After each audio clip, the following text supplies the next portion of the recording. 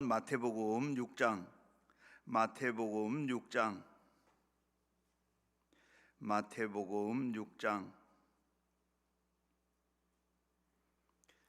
신약성경 8면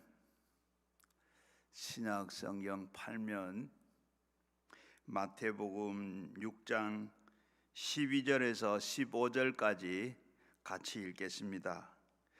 우리가 우리에게 죄 지은 자를 사하여 준 것 같이 우리 죄를 사하여 주옵시고 우리를 시험에 들게 하지 마옵시고 다만 악에서 구하소서. 나라와 권세와 영광이 아버지께 영원히 싸움나이다. 아멘. 너희가 사람에게 잘못을 용서하면 너희 하늘 아버지께서도 너희 잘못을 용서하시려니와 너희가 사람에게 잘못을 용서하지 아니하면 너희의 아버지께서도 너희 잘못을 용서하지 아니하시리라. 아멘. 오늘도 잘 오셨습니다. 오늘도 잘 오셔서 주님 다 만나시고 또 불을 받으시고 성령이 임하셔서 오늘도 우리 가져온 기도 제목들 다 응답받고 가기를 주의 이름으로 축원합니다.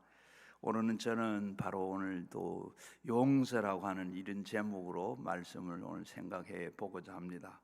바로 인간이 전쟁과 그리고 이 불로 황폐를 만드는 이 산과 들이 봄이 되면 거기에다 어떻게 해요? 싹이 나고 잎이 피고 그리고 들꽃도 피고 그리고 상처가 다 물고 거기에 이렇게 다 치료해 주는 것을 우리가 보게 됩니다.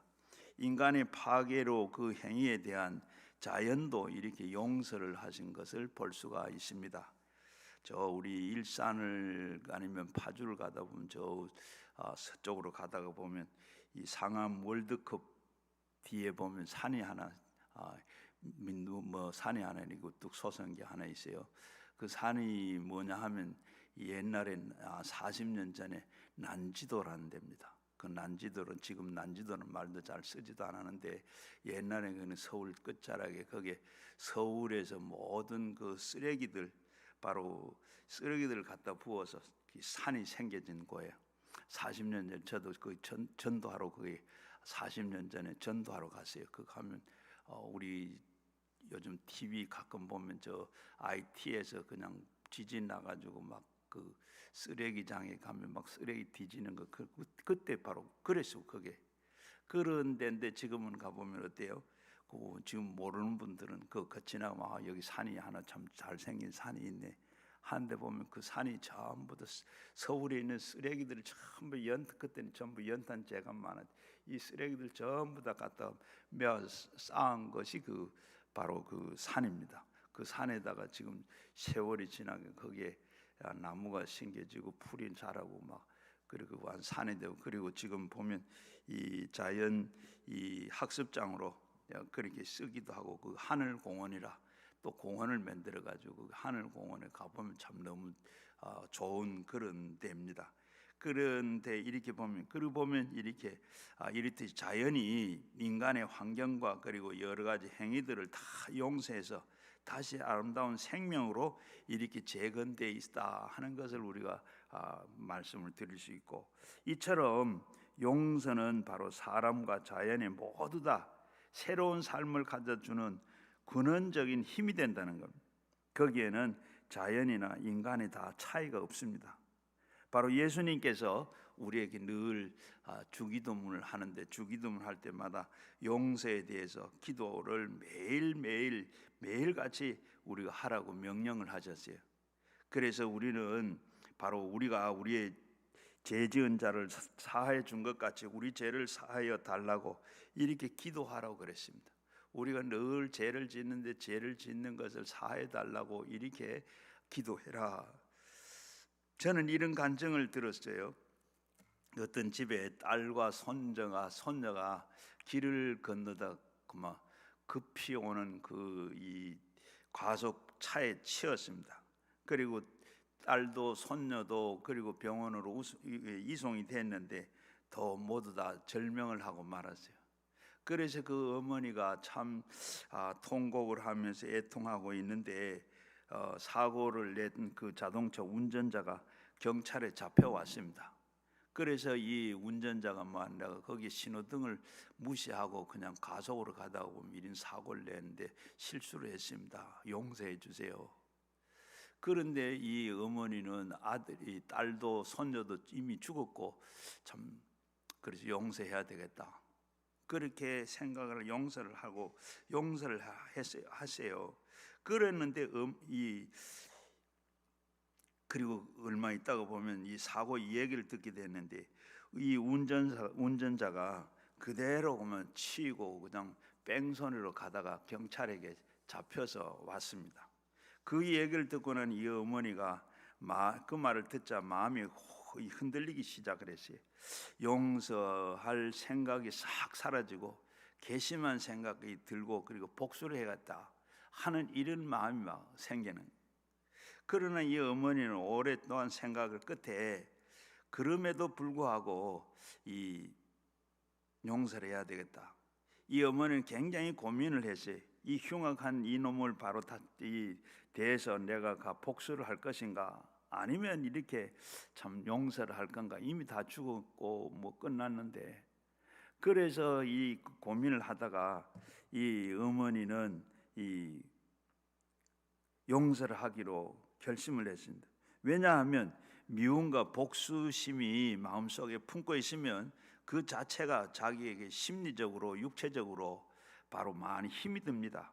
그리고 사회적으로 사회생활하는데도 부정적인 마음과 그리고 불행하게 만들어진다는 것을 이 어머니는 깨닫게 됐어요.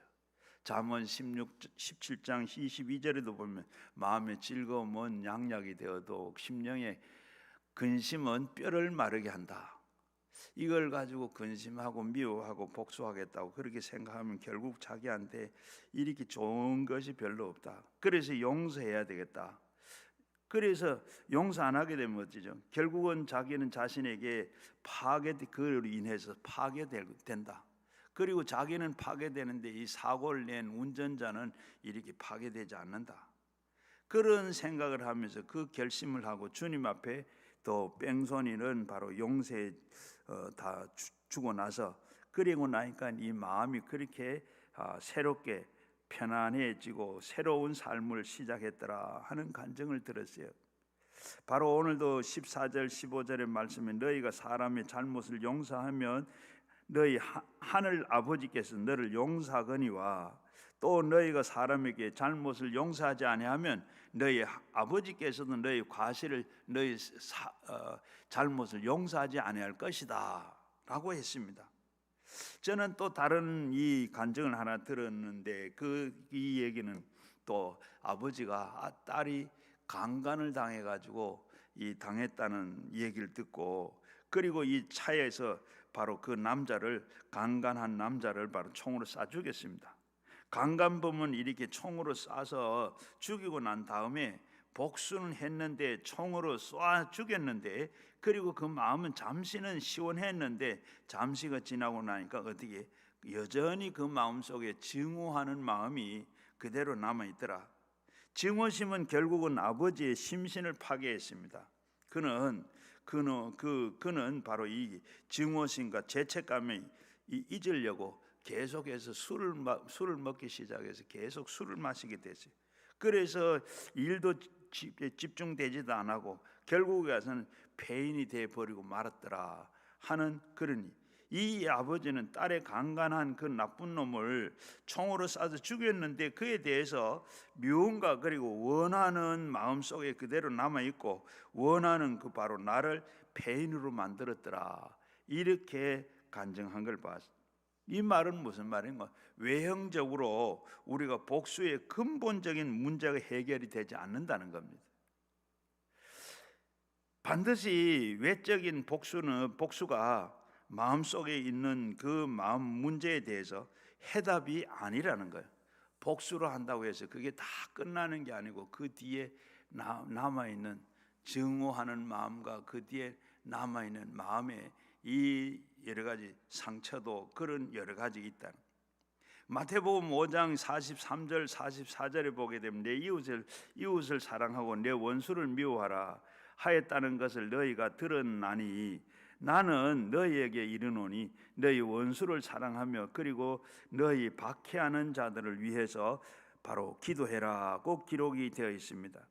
주님이 우리에게 말씀하신, 정말로 그 말씀한 걸 실천하고 산다는 게 그렇게 어렵습니다. 내 원수를 사랑하고 나를 박해하는 자를 위해서 기도해라. 원수를 사랑한다는 것도 참 어려운 일이고, 또 그리고 나를 박해하고 핍박하는 사람을 위해서 기도해라. 그것도 쉬운 일이 아닙니다. 그러나 결국 그렇게 하는 것이 어마어마한 나의 마음의 파괴에서 자신을 해방시켜 준다는 길이 됩니다. 에베소서 4장 31절에서 32절에 보면 너희는 모든 악독과 노함과 분냄과 떠드는 것과 비방하는 것을 모든 악한 것 버리고 서로 친절하게 하며 불쌍히 여기며 서로 용서하기를 하나님이 그리스도 안에서 너에게 용sam같이 하라고 말씀을 하셨는데, 이 화란의 유명한 부흥사 코람뎀 붐이라는 여사의 그 말을 들으면 참 감동이 느껴질 때가 많습니다. 바로 2차 세계대전 때 세계가 이 세계대전 때 이 여사의 집에서 유대인들을 다 이렇게 숨겨줬다는, 그리고 그것이 가족들에게 다, 독일군에게 다 체포되어 강제 수용소에 다 끌려가게 됐습니다. 그렇게 해서 그 아버지와 언니는 가혹한 고문을 이기지 못하고 결국은 바로 수용소에서 죽었지만, 이 코렌템프는 바로 이 여사는 바로 구사일생으로 살아와서 고국으로 돌아왔어요. 그 뒤에 그는 신학교에 들어가서 신학을 공부하고 여종이 됐습니다. 그래서 이 복음을 증거할 때 성령께서 그에게 말씀하기로, 독일에 전쟁을 일으킨 민족이기 때문에 지금 큰 상처를 입고 있는데 그들에게 가서 복음을 증거해라. 성령 하나님의 음성을 들었습니다. 이 여사는 마음을 참, 하나님이 가라 그러면 어디든지 다 가겠습니다. 그런데 독일은 안 됩니다. 왜냐하면 바로 그곳은 그곳에는 참 갈 수가 없고, 그래서 그곳은 이곳에 내가 증거할 수 없는 것은 바로 거기에는 우리가 독일 사람들에게 가서 많이 죽고, 언니도 죽고 아버지도 죽었고, 내가 강제 수용소에 가서 당한 그 고통은 말로 다 형용을 못합니다. 그래서 그 독일 사람들이 가서는 내가 복음을 증거할 수가 없습니다. 그때 하나님의 음성이 들리기로, 사랑하는 딸아, 내가 나를 저주하고 욕하고 등진 사람들을 위해서 내가 십자가에서 십자가를 진 걸 네가 기억해라. 네가 내 딸이면 독일 사람에 가서 복음을 증거해라.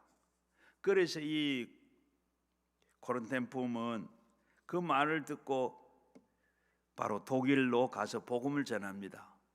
복음을 전하니까 가는 데마다 사람들이 다 눈물을 흘리고 회개를 하고 난 다음에 많은 사람들이 다 예수께로 돌아오고, 이런 것을 보면서 많은 보람을 느꼈습니다. 그런데 어느 날 이렇게 설교를 하고 내려와서 사람들이 인사를 하려고 줄을 쭉 서 있어요. 그래서 한 사람 한 사람이 이렇게 악수를 하고 인사를 하고 하는데, 저 뒤에 보면 허름한 옷을 입은 남자 한 사람이 보입니다. 그 사람을 보는 순간에 완전히 심장이 멎는 것 같고, 온몸 피가 거꾸로 쏟아지는 것 같아요. 왜 그런가 하면 그 강제 수용소에 있을 때 악명 높은, 자기를 무시무시하게 고통을 가했던 강제 수용소의 감독이었습니다.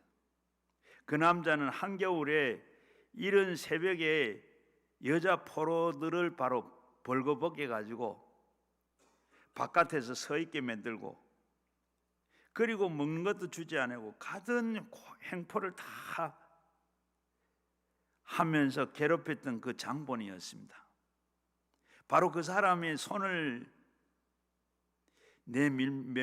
그 사람의 손에 의해서 자기 어머니도 자기 언니도 강간을 당하고 그리고 견디다 못해 끝내는 수용소에 죽었습니다. 강제 수용소에 있었던 그 악몽은 쫙 괴로웠던 그 기억이 주마등처럼 스쳐가는데 앞에 있는 그 남자 당사를 볼 때 손을 내미는 겁니다. 그 남자는 전쟁 당시에 수많은 여자들을 죽였기 때문에 이 여사를 알아보지를 못합니다. 그런데도 이 여사는 꿈에서도 그 남자를 잊을 수가 없는 그런 사람입니다. 도저히 손을 내밀어서 그를 악수할 수 없는 그런 때인데 바로 그는 얼른 하나님 앞에 기도를 드렸습니다.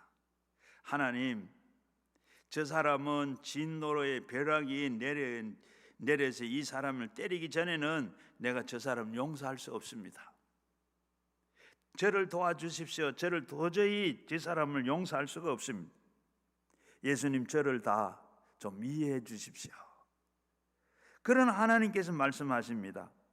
십자가에 나를 못 박고 죽이고 침뱉고 채찍을 맞을 때, 나를 때릴 때 조롱하며 가시관을 씌웠고 나를 괴롭혔던 사람들을 내가 다 용서하지 않았던가?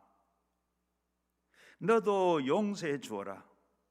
하나님이 도와주시지 않으면 제가 못합니다. 그러고 나니까 성령이 능력이 임해서 이 여사의 손을 자기도 모르게 손을 내밀었다 그럽니다. 그래서 손을 잡고 그러자 이 사람이 무겁게 입을 열었습니다. 화란 사람이 이렇게 당신이 전쟁 때 우리의 독일 사람들을 이렇게 저지른 죄가 많은데 그걸 다 용서하고 복음을 전해 주시니 얼마나 기쁜지 모르겠습니다. 나도 많은 죄를 지었습니다. 죄를 용서받고 새 사람 되기 위해서 오늘 내가 여기 왔습니다. 저를 위해서 기도해 주십시오. 그 순간에 갑자기 하늘 문이 열리고 주님의 사랑이 이 여사에 넘치게 임했다 그럽니다. 그 순간에 미움과 증오가 온데간데 없고 원한이 눈 녹듯이 다 녹아내렸다 그럽니다. 여사는 그리스도의 큰 사랑으로 그 사랑으로 용서를 얻고 그 사람들의 영혼을 구원을 위해서 기도해 주었다 그럽니다. 여사는 그때 자신의 마음속에 남았던 모든 쓰라린 그 원한과 그 상처가 다 치료된 것을 그 후로 세계를 다니면서 용서와 사랑을 힘있게 전할 수 있었다. 그렇게 그의 책에 기록이 되어 있습니다. 마태복음 18장 21절에서 35절에 보게 되면 예수님께서 아침 일찍이 성전에 나가서 하나님의 말씀을 증거하고 가르치고 있는데 어디에서 사람들이 막 몰려오고 사람들이 많이 모였습니다. 그리고 그 가운데 한 여성의 소리가 들립니다. 그리고 이 사람들이 돌려 있는데 보니까 거기에 많은 사람들이 다 그를 위해서 용서하고 그리고 있는 걸 보게 돼요. 마태복음 이 18장 21절 이하에도 보게 되면 예수님께 그 바로 이 1만 달란트 빚진 자와 그리고 100데나리온을 빚진 자의 얘기가 나옵니다. 한 임금이 자기에게 1만 달란트 현재 돈으로 말하면 약 한 1,000만 달러, 우리 돈으로 계산하면 120억 정도 되는 이를 빚을 진 사람이 불려다가 빚을 갚아라. 갚지 아니하면 너와 내 자녀를 다 종으로 팔겠다. 그러니까 이 사람이 땅에 엎드려 가지고 용서해 달라고 간구를 합니다. 그 모습을 본 임금은 바로 다 120억을 다 탕감을 해줍니다. 그리고 탕감을 받고 난 너무 좋아서 왕 앞에 조아리고 그리고 감사하면서 조아려서 감사함의 기쁨으로 나갔습니다. 나가다가 어떻게 됐어요? 100데나리온 자기에게 빚진 자를 만났습니다. 100데나리온이면 오늘로 계산하면 약 한 20만 원 정도 되는 이런 돈을 빚진 자를 가지고 잡고는 바로 왜 빚을 안 갚느냐, 그러니까 조금만 좀 시간을 주십시오, 조금만 좀 기다려 주십시오, 그러면 제가 다 갚겠습니다. 그랬으나 용서를 구했지만은 그는 당장에 끌어다가 고소를 하고 그리고 구류를 시켰습니다. 그걸 본 이 다른 친구들이 너무 괘씸해서 임금에게 이 사실을 다 고합니다. 그래서 이 화가 난 임금은 그 말을 듣고 이 사람을 다시 불러요. 나는 내게 120억을 큰 돈을 탕감해 주었는데, 용서해 주었는데 너는 고작 20만 원 그걸 다 용서를 해주지 못하고 그걸 오히려 잡아다가 고소를 해가지고 감옥에다 넣었다 그랬지. 이 고약한 놈을 잡아다가 감옥에다 넣고 120억이 다 갚아질 때까지 고생의 떡을 물을 마시게 하고 이를 괴롭도록 괴로움을 당하도록 해라. 이 말을 한 후에는 어떻게 예수님께서 너희는 가까운 내 이웃에게 죄를 용서해 주지 아니하면 하늘에 계신 아버지께서도 이 사람처럼 다 하게 하리라. 예수님께서 말씀하셨어요. 오늘 우리 삶 속에 다가오는 많은 슬픔과 고통과 괴로움과 우리의 이 용서하지 못해서 당하는 하나님의 징벌이라고 주님이 말씀하셨습니다. 우리 눈에는 보이지 않지만은 많은 우리의 염려와 근심과 또 이 고통과 제약과 절망 속에서 우리는 바로 그 속에 들어있을 때가 얼마나 많습니까? 아무리 기도해도 해방이 되지 않습니다. 이것은 이웃을 용서하지 않아서 하나님께서 진노의 채찍을 내리신 것이라고 주님은 말씀하고 있습니다. 그렇기 때문에 우리는 서로 하나님 앞에 기도할 때 용서해야 된다는 건 매우 중요합니다. 그래서 예수님께서 날마다 그래서 우리가 용서를 빌라고 말씀하고 있습니다. 마태복음 18장 35절에도 보면 너희가 각각 중심으로 형제를 용서하지 아니하면 나의 아버지께서도 너희에게 이와 같이 하시리라 했습니다. 골로새서 3장 12절에 14절에 보게 되면 그러므로 내가 너희에게 하나님을 택하신 거룩하고 사랑받는 자처럼 긍휼과 자비와 겸손과 온유와 오래 참음과 옷 입음을 누가 네게 혐의가 있거든 서로 용납하며 피차에 용서하되 너에게 주께서 너에게 용서하신 것 같이 너희도 그리하라. 이 모든 것 위에는 사랑을 더하라. 이것이 온전하게 매는 띠라고 말씀을 했어요. 우리가 하나님께서 이렇게 다 서로 용서해 주는 것. 먼저는 우리가 하나님 앞에 이렇게 이웃을 용서해 주라.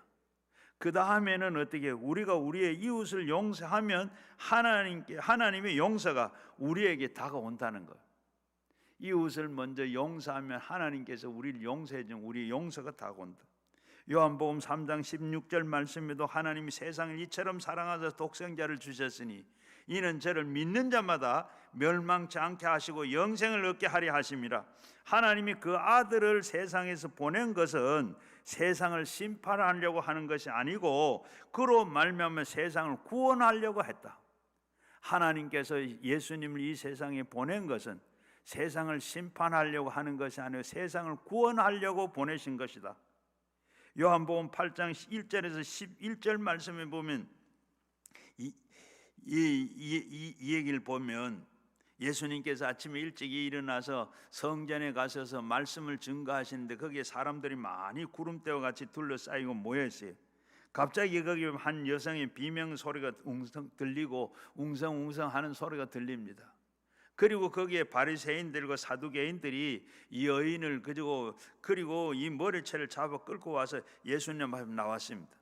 그러면서 이 여인은 눈물이 다 범벅이 되고 옷은 다 찢어지고 머리는 산발해가 있고 그리고 신발도 신지를 못하고 내동댕이 쳐 있습니다. 그러면서 이들은 의기양양합니다. 선생님, 이 여인이 간음하다가 현장에 잡혔는데 모세 율법에는 이런 여인들은 돌로 쳐 죽이라 그러는데 선생님은 어떻게 하시겠습니까? 예수님을 시험하는 겁니다. 그들은 의기양양했습니다. 그때 예수님께서 아무 말씀도 하시지 아니하고 허리를 굽혀서 땅에서 무엇인가 쓰셨습니다. 아마 예수님께서는 그때 성경에는 없지만 십계명을 쓰셨다고 봅니다. 그러면서 이 사람들이 계속해서 선생님 어떻게 하시겠습니까? 하고 추궁을 합니다. 그때 예수님께서 허리를 펴시면서 그리고 거기에 돌을 들고 막 몽둥이를 들고 온 이 바리새인들과 모세의 그 율법을 지키려고 한 그 모세의 제자들을 이런 사람들이 바로 서 있습니다. 그로부터 한 큰 사람부터 시작해 다 예수님께서 눈을 맞추면서 훑어봅니다. 그러면서 예수님께서는 장엄한 음성으로 너희 중에 죄 없는 자가 있으면 이 여인에게 돌을 또 쳐라. 죄 없는 자가 있으면 돌로 쳐라. 그러시고 예수님께서는 다시 또 허리를 숙여서 무엇인가 땅바닥에 쓰기 시작을 합니다. 이제는 거기에 있는 사람들 한 사람 한 사람 큰 사람부터 아마 자기의 모든 죄를 감춰놓은 죄를 다 들춰내며 땅바닥에 쓴 거 아닌가 생각이 돼요. 그걸 예수님의 어깨 너머로 들다 보다 보니까 자기의 죄가 다 드러납니다. 그걸 본 사람들은 여기 있다가 참 예수님의 돌에 맞아 죽겠다. 그리고 그들은 슬며시 돌을 던지고 몽둥이를 던지고 하나 둘 떠나고 다 떠났습니다. 한참 후에 예수님께서 다시 일어나서 보니까 사람 돌과 그리고 몽둥이 믿고 사람들은 아무도 없습니다. 그때 예수님께서 요한복음 8장 10절 11절에 보면 예수님께서 일어나서 여자 외에 아무도 없는 것을 보시고 이르시되 여자여 너를 고소하던 그들이 어디에 있느냐? 너를 정죄하던 그들이 어디에 있느냐? 눈에 충혈이 된 이 여인이 돌아보고는 그리고 주여 없나이다. 그러자 예수님께서 이렇게 말씀합니다. 나도 너를 정죄하지 아니하노니 다시는 죄를 범치 말아라. 예수님이 큰 용서와 자비를 보여주십니다. 모세의 제자들이 와서 모세의 율법에 간음하다가 현장에서 붙잡힌 이 여인들을 돌로 쳐 죽이라고 했지만은 예수님은 친히 모세의 율법에 십계명을 적으시고 그리고 죄를 적나라하게 드러내시자 정죄하던 자들을 다 도망치게 만들었습니다.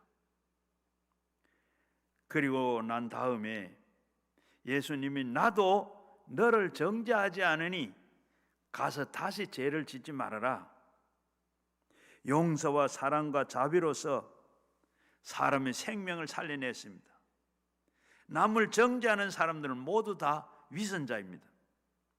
이 세상의 모든 사람들은 자기의 죄를 백일천하에 드러나면 간음하다가 잡힌 이 여인처럼 다 이렇게 정죄하던 사람 도망치듯이 도망칠 수밖에 없습니다. 사람들은 자기의 죄를 다 감춰놓기 때문에 다른 사람들을 쉽게 이렇게 정죄합니다. 우리도 남을 이렇게 쉽게 판단하고 쉽게 정죄하죠. 죄가 드러나면 모두가 얼마나 무서운 위선자인 것을 우리가 모르고 그것을 다시 깨달을 수가 있습니다. 성경은 말하기로 모든 사람이 죄를 범하였으며 하나님의 영광에 이르지를 못하고 의인은 없나니 하나도 없다고 그랬어요. 이 세상에 죄 안 짓고 의로운 사람이 어디 있습니까? 남을 정죄하면 정죄하는 그것으로 자기가 곧 정죄하게 되고 마는 겁니다. 고린도 후서 5장 12, 11절을 말씀을 보면 바울을 통해서 이렇게 기록했어요. 하나님은 죄는 알지도 못하신 이를 그를 대신하여 죄를 삼으신 것은 우리로 하여금 그 안에서 하나님의 의가 되게 하려 하심이라. 예수님은 죄를 알지는 못하는 분입니다. 죄를 알지도 못할 뿐만 아니라 예수님은 죄를 짓지도 않았습니다. 그러나 예수님께서는 우리를 대신해서 죄를 짊어지신 것이 아니라 우리를 대신해서 죄를 삼았다고 이렇게 성경은 말씀하고 있습니다. 예수님은 죄 덩어리가 되어버렸습니다. 영도 몸도 마음도 죄 덩어리가 됐습니다. 그래서 예수님께서 십자가에 올라가서 처형하게 죄값으로 몸을 다 찢어버리고 피를 다 쏟아버리고 그리고 죄악에 다 청산해 주시던 겁니다. 그러므로 예수 그리스도의 십자가의 고난을 알고 우리가 회개하면 용서를 다 받게 되는 겁니다. 그런데 우리가 주님의 은혜를 알고도 회개로 받아들이지 아니하면 아무런 소용이 없는 겁니다. 예수님이 십자가에 달려서 모든 우리의 죄를 다 청산하셨지만은 그걸 알면서도 믿지 아니하면 아무런 소용이 없는 겁니다. 10사람이 말을 물가로 끌고 갔어요. 끌고 가기는 했지만 말에게 물을 먹이지는 못합니다. 이처럼 우리가 하나님의 그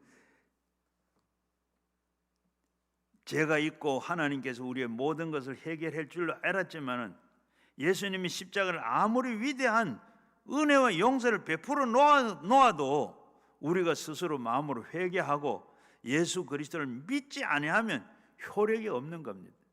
믿어야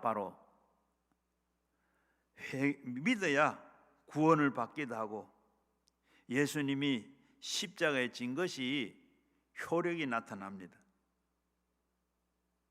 요한일서 1장 9절에서 10절에 보면 만일 우리가 죄를 자백하면 그는 미쁘시고 의로우사 우리의 죄를 사하시고 우리의 모든 불의에서 우리를 깨끗하게 하신 것을 만일에 우리가 범죄하지 아니하였다 하면 하나님이 거짓말하는 자로 만드는 것이니 또한 그 말이 우리 속에 있지 아니하나니 나는 죄가 없습니다. 나는 회개할 것이 없습니다. 이렇게 하게 되면 결국은 어떻게 되느냐? 하나님을 거짓말쟁이로 만드는 겁니다. 하나님이 죄를 있다고 말씀하는데도 죄가 없다고 하면 하나님을 거짓말쟁이로 만드는 거예요. 그렇게 되면 우리는 심판대 앞에 설 수가 없는 겁니다. 우리가 솔직하게 주님의 죄를 자백하면 하나님은 우리를 미쁘시고 의로우사 우리의 죄를 다 사하시고 모든 불의에서 우리를 깨끗하게 해주신다 그랬습니다. 우리가 어떤 죄를 지었든지 간에 하나님 앞에 회개하고 하면 하나님께서 다 용서해 주시고 그리고 우리를 깨끗하게 해주신다 그랬습니다. 시편 103편 12절 말씀에 보면 동이 서에서 먼 것 같이 우리의 죄가를 우리에게서 멀리 옮기셔서 아비가 자식을 불쌍히 여긴 같이 하나님께서 우리도 경외하는 자를 불쌍히 여겨 주시겠다 그랬어요. 하나님 믿고 나가는 자들에게 거기에 구원이 있고 하나님께서 도와주시고 살려주신다고 했습니다. 그리고 셋째는 이제 우리가 이웃을 용서하고 하나님이 용서를 받았으면 자기 스스로가 용서해 줘야 되는 겁니다. 스스로 용서하는, 이 세상에 자기의 잘못을 용서하지 못하고 좌절하거나 자신 스스로 확대하는 사람들이 굉장히 많습니다. 우리가 하다가 보면 자기 자신을 미워하고 자기 자신을 학대하는 사람들이, 그래서 어떤 사람들은 좌절하고 그리고 자신이 없이 그렇게 사는 사람들 많아요. 제가 저 인천에 있을 때 어느 날 중년 부인이 몸이 뚱뚱하고 옷도 잘 입고 이런 분이 저를 찾아왔어요. 그래서 이분을 나중에 알고 보니까 남편도 어느 회사에 중력으로 있는 그런 여유 있는 생활을 하는 분이. 그런데 이 자매를 앉자마자 앉아서 한숨을 푹 쉬면서 그 다음 눈물을 그냥 비처럼 흘리는 거예요. 자기는 도저히 예수를 믿으려고 해도 믿을 수가 없고, 자기 자신이 너무나도 원망스럽고 미웠고 죄책감 때문에 견딜 수가 없다는 거예요. 왜 그러냐고 했더니, 이 자매는 한국 전쟁 때 북한에서 피난을, 남쪽으로 피난을 왔는데 17살 처녀의 몸으로 피난을 왔다는 거예요. 그래서 와서 부산에서 까지 내려왔는데 거기에서 지금 살고 있는 남편과 결혼을 했대요. 그 단칸방에서 그렇게 사는데 어떻게 하다가 엄마를, 부산에서 헤매고 다니는 엄마를 찾았대요. 엄마를 찾아가지고 그 단칸방에 엄마하고 같이 셋이서 살게 됐는데, 사는데 이 어머니가 너무 고생을 해서 그런지 그만 치매가 왔다 그래요. 치매가 와가지고 단칸방에 살면서 그냥 대소변도 그냥 뭐 가리지도 안 하고 그냥 뭐 옷도 찢고, 그리고 도저히 어머니와 바깥에 같이 내보낼 수도 없고, 둘이 벌지 않으면 살기가 참 어려운 그런 때인데, 치매가 걸린 이 어머니는 심한 고통을 받고 있는데, 설상가상으로 남편이 어머니 모시고 같이 셋이는 못 살겠으니까 엄마하고 같이 살겠으면 이혼하자 그러더래요. 참 자매는 남편과 헤어지면 이제 죽는 길밖에 없다 생각이 되고, 참 이북에서 완전 그 처녀의 몸으로 혼자 살기 얼마나 고생을 많이 했. 그런데 남편 하나 얻어 같이 했는데 이제는 또 그러게 되면 엄마를 데리고 살 수도 없고, 그래서 생각하다가 끝내는 이혼할 수는 없고, 그래서 어느 날 엄마와 함께 시외버스를 타고 저 촌으로 갔대요. 얼마나 가가지고 엄마를 그냥 내려놓고 그냥 어머니를 버리고 왔어요. 정말로 이 자매는 선택의 여지가 없습니다. 어머니 모시고 있자 그러니 남편이 이혼하자 그리고, 남편과 함께 살자니 어머니를, 이렇게 치매 걸린 어머니를 버릴 수밖에 없고, 그렇게 결단을 하고 어머니를 버렸어요. 그 후로 버리고 왔는데 어머니가 그 생사를 알지도 못하고, 그리고 이 수복이 돼서 서울로 올라왔어요. 그리고 남편은 회사가 이제 점점 회사가 자리가 잡히고 그러면서 생활도 안정이 되고 잘 살게 됐다 그래요. 그런데 밤낮으로 이 엄마 생각에, 죄책감에, 그로 말미암아서 짓눌려서 견딜 수가 없다는 거예요. 잠도 자지도 못하고 도저히 정신적으로 살 수가 없어서 우울증이 걸렸다 그럽니다. 그래서 저를 찾아와서 난 이제 어떻게 하면 되겠습니까? 어떻게 해야 돼요? 그래서 제가 다른 말 할 수가 없고, 자매님 이야기 들은 대로 자매님과 같이 그 어려운 지경에 처했는데, 자매님과 같은 그렇게 결정하지 않을 사람이 누가 있겠네요. 남편은 치매 걸린 어머니를 데리고 있으면 당신을 버려야 되겠다 그리고, 연약한 몸으로 치매 걸린 어머니를 모시고 살 수도 없고, 또 젊은이가 살고 늙은이가 세상을 떠나야지, 그런 선택이랑 누구도 그런 입장에 있으면 하지 않겠느냐.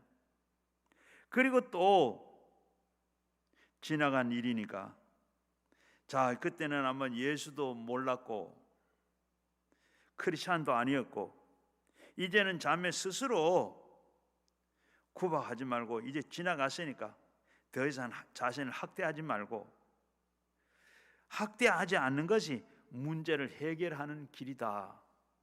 그 길이 또 사는 길이다. 빨리 잊어버리고 청산하는 것이 사는 길이다. 당신 같은 죄인을 위해서 예수님께서 십자가에 이미 다 못 박혀서 몸을 찢으시고 피를 흘리시고, 예수님은 이미 당신이 다 이루어 놓으시고 용서해 주셨으니 그 용서를 받아들이고, 이 자매님도 스스로 자신을 용서하십시오. 어쩔 수 없어서 그런 것이고, 하나님이 또 용서 다 하셨는데 용서한 걸 믿고 자신을 이렇게 더 이상 미워하지 말고 증오하지 마라. 그리고 그 죄책감에서도 해방되라. 이 말을 들은 이 자매는 눈물을 흘리면서 통회를 하고 자복하고 예수님을 바로 그리고 믿겠다고 해서, 그리고 자기 자신을 용서했습니다. 그리고 용서의 그 기쁨과 감격으로 너무 기뻐서 그리고 예수를 믿고 그리고 예수를 잘 믿어요. 우리 모두는 스스로 용서하지 못하는 그 좌절하고 자신을 학대하면서 계속 삶을 파괴되어 가고 있는 세상에 사는 사람들 중에 많은 사람들이 과거에 지난 날에 이를 후회를 하면서 그렇게 사는 사람들이 많아요. 그 죄책감에 눌려서 펼치 못하고, 또 그게 심해가지고 이 자매처럼 우울증이 오기도 하고 여러 가지 몸에 병이 오기도 한 분들도 있어요. 베드로를 한번 보십시오. 베드로는 예수님께서 따라서 3년 반 동안 따라다니던 예수님의 수제자였습니다. 그러나 예수님이 붙잡혀서 대제사장 안나스와 가야바에게 신문을 받을 때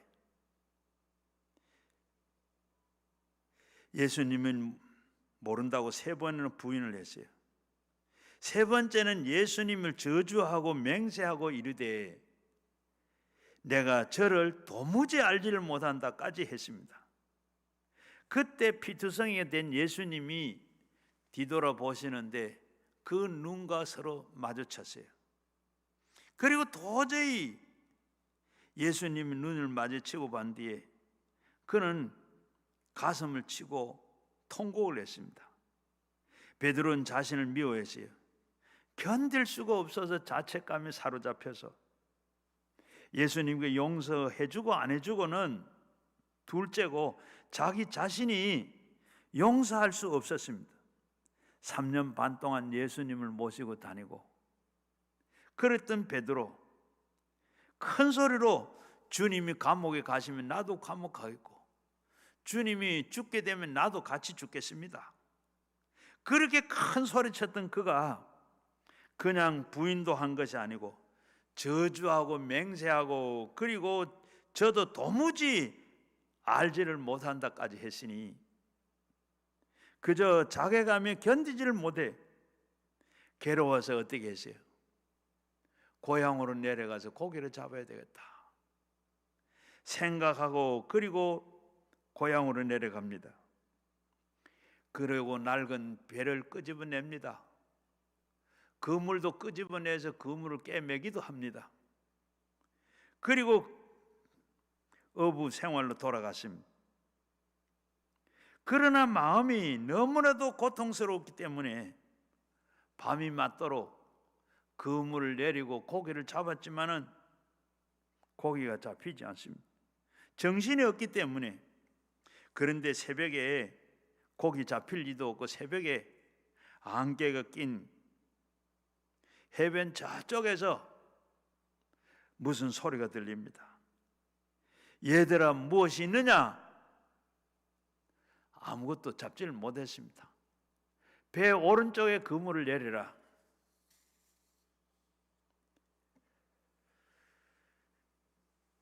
그물을 내렸더니 고기가 너무 많이 잡힙니다. 그때 요한이 예수님이다.